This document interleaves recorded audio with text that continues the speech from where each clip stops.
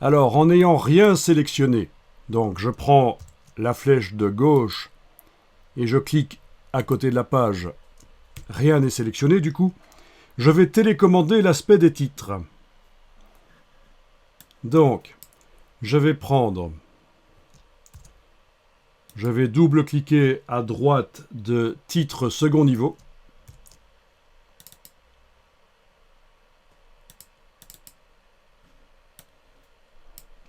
Case aperçue cochée. Et je vais aller changer notamment la couleur des caractères. Je vais aller à couleur des caractères, c'est ici. Et je vais utiliser une couleur existante, parce que vous vous dites peut-être, oui, je voudrais créer une couleur. Ce sera vu après, parce que c'est un peu plus compliqué. Je vais juste aller changer la couleur. Je passe de celle-là à une très différente, ça va être du rouge. Voilà. Et en principe, vous voyez derrière que les titres sont en rouge.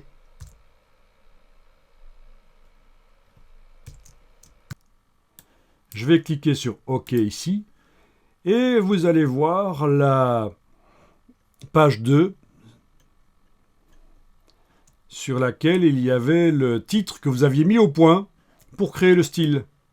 Vous vous souvenez, tout à l'heure, on a mis le curseur texte dans ce titre et on est allé dans le menu de la palette style de paragraphe, demander nouveau style de paragraphe et on a créé titre second niveau.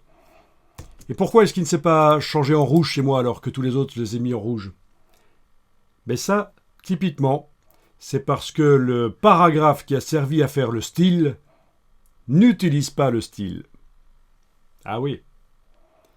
Un paragraphe peut servir à faire un style, mais c'est pas pour autant qu'il utilise ce style-là. Donc, comment faire? Très simple. Curseur texte. Je mets le curseur n'importe où dans le paragraphe. Et je lui applique le style. Voilà. Donc ça, c'est quelque chose de typique dans InDesign. On se sert d'un paragraphe pour faire un style, mais le paragraphe n'utilise pas lui-même le style.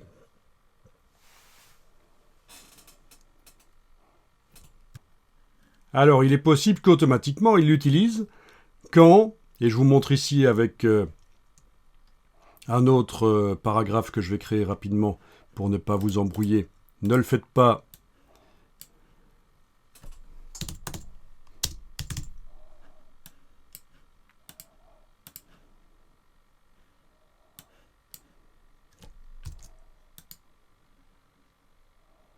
Ok.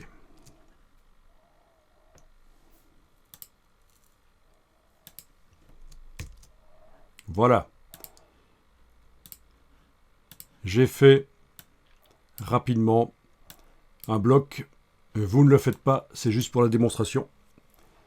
J'ai démarré du style paragraphe standard. J'ai été dans la palette caractères, je l'ai mis en italique, c'est du Mignon Pro italique. Voilà. Donc la seule différence par rapport au paragraphe standard, c'est que j'ai mis en italique. Bien. Je mets le curseur dans le texte. Avec la palette style de paragraphe, je vais créer un style.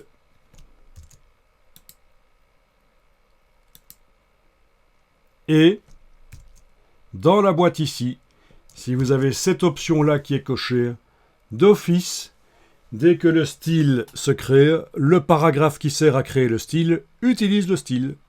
Et donc c'est peut-être ça qu'il y avait chez toi qui était coché. Voilà. Donc que ce soit coché ou pas quand vous faites le style, ça n'a pas une grande importance. Parce que manuellement, après, vous pouvez appliquer le style au paragraphe qui a servi à créer le style, si vous arrivez à suivre l'explication. Ici, je vais cliquer sur annuler. Et je ne vais pas aller ajouter un nouveau style, en fait, et je vais même supprimer ce bloc ici. Mais donc voilà, c'est une petite astuce. En effet, un paragraphe qui sert à créer un style peut d'office recevoir le style si l'option « Appliquer le style à la sélection » est cochée dans la boîte de création de style.